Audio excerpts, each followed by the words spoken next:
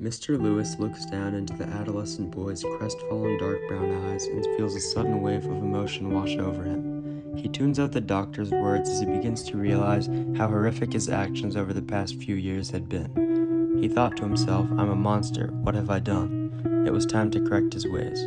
4 days earlier. It's a hot, sunny summer day.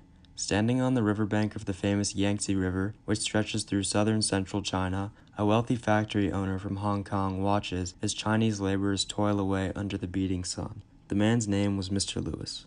He had grown up in a suburb outside of London and attended the top schools in England before moving to Hong Kong to manage operations regarding one key resource found mostly in China: antimony. He watched and made sure yields were sufficient as the laborers searched day and night for this brittle, lustrous metalloid found in gold antimony epithermal deposits which are located along the Yangtze River.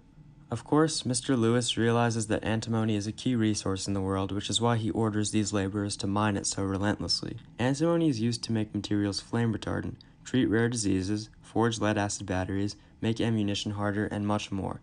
A capitalist businessman first and foremost, Mr. Lewis knows people are willing to pay a pretty price for such an important resource.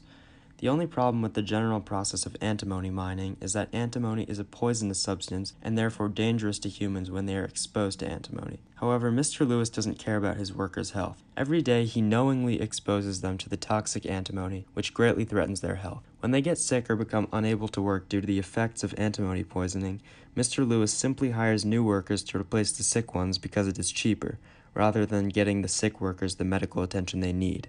One day, during Mr. Lewis's routine inspection of the workers' antimony yields, a 17-year-old boy named Lee suddenly collapsed onto the ground. When prompted by Mr. Lewis, his co-workers said that he had been exhibiting strange, although not uncommon, symptoms all throughout the day. He had been vomiting severely during the morning and had been clutching his stomach for the better part of the afternoon. Since Lee had no immediate family living in the vicinity, Mr. Lewis begrudgingly accompanied Lee in the ambulance to the hospital to make sure he was alive.